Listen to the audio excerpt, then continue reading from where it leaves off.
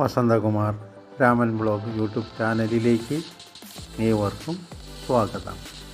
ഞാനിന്ന് പറയാൻ പോകുന്നത് ശബരിമല ശ്രീ ധർമ്മശാസ്താവിനെ കുറിച്ച്. അസുരന്മാരിൽ നിന്നും അമൃത് വീണ്ടെടുക്കാനായി മോഹിനി രൂപം ധരിച്ച വിഷ്ണുവിൽ ഭ്രമിച്ച ശിവനെ വിഷ്ണുമായയിൽ ഉണ്ടായ പുത്രനാണ് ധർമ്മശാസ്താവ്. സ്കന്ദപുരാണത്തിലും ഭാഗവതത്തിലും ഇത് സൂചിപ്പിച്ചിരിക്കുന്നു. ഇത് എത്രായിരം വർഷങ്ങൾക്ക് മുമ്പ് നടന്ന സംഭവമാണെന്നുള്ള കാര്യം ഓർക്കേണ്ടതാണ്. ശിശുവിനെ ശിലാരൂപത്തിലാക്കി പ്രതിഷ്ഠ ചെയ്ത് ഭൂതഗണങ്ങൾ പൂജാതി കാര്യങ്ങൾ നിർവഹിച്ചു പോന്നു. കാലങ്ങൾ പലത് കഴിഞ്ഞപ്പോൾ കാട്ടുവാസികളായ ചിലർ ഭൂതഗണങ്ങളുടെ പൂജാതി കാര്യങ്ങൾ കാണാനിടയായി. ആ സ്ഥലം തീണ്ടി അശുദ്ധമായതിനാൽ ഭൂതഗണങ്ങൾ വരാതായി. പൂജാതി കാര്യങ്ങൾ മുടങ്ങിയതിനാൽ കാട്ടിൽ അസ്വസ്ഥമായ അന്തരീക്ഷം രൂപപ്പെട്ടു.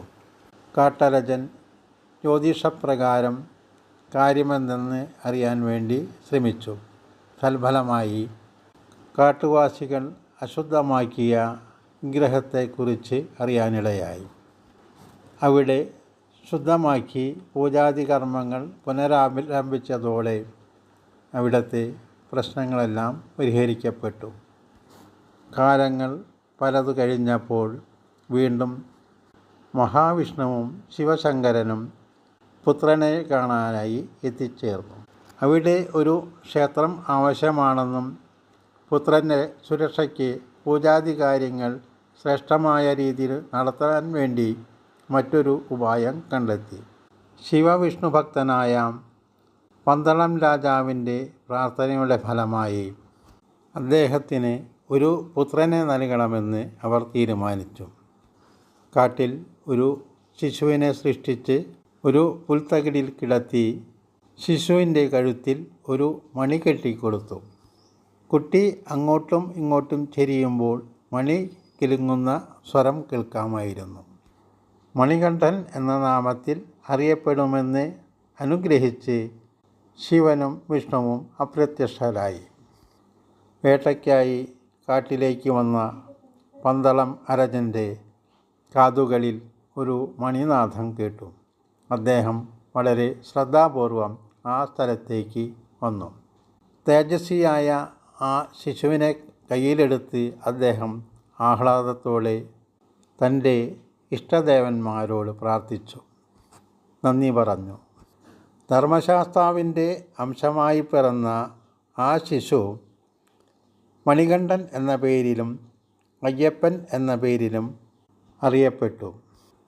പൂജാതി കർമ്മങ്ങൾ നടന്നിരുന്ന ആ ക്ഷേത്രത്തിന് സമീപത്തു നിന്നും കിട്ടിയതിനാൽ അവിടെ ഒരു നല്ല വിധത്തിലുള്ള ക്ഷേത്രം തന്നെ രാജാവ് നിർമ്മിച്ചു. പൂജാതി കാര്യങ്ങൾ രാജാവിൻ്റെ അധീനതയിലായി. പന്തളം രാജാവിൻ്റെ വളർത്തുമകനും വില്ലാളി വീരനും അസാമാന്യ ശക്തിവിശേഷങ്ങൾക്ക് ഉടമയുമായിരുന്ന ശ്രീ മണികണ്ഠൻ മാവരെ ജയിച്ച് തോഴനാക്കി. കൊല്ലവർഷം 300-നടുത്താണ് മണികണ്ഠൻ്റെ ജീവിതകാലമെന്ന് ചിലർ അഭിപ്രായപ്പെടുന്നുണ്ട്. ആലപ്പുഴയ്ക്ക് സമീപം മുഹമ്മയിലും പത്തനംതിട്ടയിലെ ഗുരുനാഥൻ മണ്ണിലും മണികണ്ഠൻ ആയുധവിദ്യ അഭ്യസിച്ചിരുന്നതായും വിശ്വാസമുണ്ട്. പഴയ അയ്യപ്പൻ പാട്ടുകളിൽ നിരവധി അയ്യപ്പൻ കാവുകളെക്കുറിച്ച് സൂചനയുണ്ട്. ശബരിമല, അച്ചൻകോവിൽ, ആര്യങ്കാവ്, കുളത്തൂപ്പുഴ, തൃക്കുന്നപ്പുഴ, തിരുവുള്ളക്കാവ്, ആറാട്ടുപുഴ, മുളങ്കുന്നത്തുകാവ്, ചമ്രവട്ടം തുടങ്ങിയവ ഇവയിൽ ചിലതാണ്. എന്നാൽ ശബരിമല ധർമ്മശാസ്താവ് നിത്യബ്രഹ്മചാരിയാണെങ്കിലും മറ്റു ചില ക്ഷേത്രങ്ങളിൽ കുടുംബസ്ഥനായും കാണപ്പെടുന്നുണ്ട്. സ്വയംഭൂ പ്രതിഷ്ഠകൾ, ശിലയിലും ലോഹത്തിലും നിർമ്മിച്ച രൂപവിഗ്രഹങ്ങൾ എന്നിവയാണ് കേരളത്തിലെ ശാസ്താക്ഷേത്രങ്ങളിൽ പൊതുവെ കാണപ്പെടുന്നത്.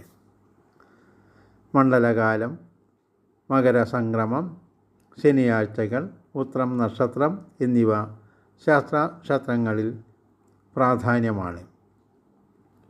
ധനുമാസാവസാനത്തിൽ ഒരു ശനിയാഴ്ച ഉത്രം നക്ഷത്രത്തിലും വൃശ്ചിക ലഗ്നത്തിലുമാണ് ശാസ്താവ് അവതരിച്ചത്.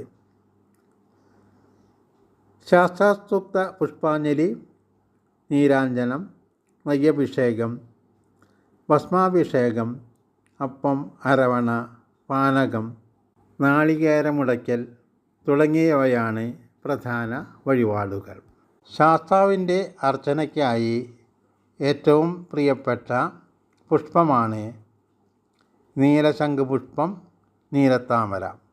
വീടുകളിലും പൊതുസ്ഥലങ്ങളിലും നടത്തിവരുന്ന ഒരു ആചാരമാണ് ആഴിയും പടുക്കയും.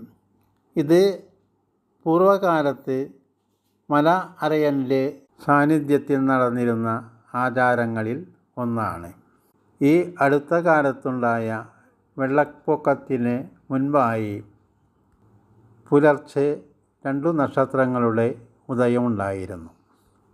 അതിൻ്റെ പ്രത്യേകതയെക്കുറിച്ചും മറ്റു കാര്യങ്ങളും ക്ഷേത്രവുമായി ബന്ധപ്പെടുത്തിക്കൊണ്ടുള്ള സംഭവങ്ങളും എൻ്റെ മറ്റൊരു ചാനലായ റൈറ്റ് പോസിറ്റീവ് എനർജിയിൽ കേൾക്കാവുന്നതാണ്. ഭഗവാന്റെ ഇഷ്ടവഴിപാടുകളിൽ ഒന്നാണ് അന്നദാനം. വർഷം തോറും അയ്യപ്പന്മാർക്ക് അന്നദാനം നടത്തുന്നത് ശ്രേയസ്കരവുമാണ്.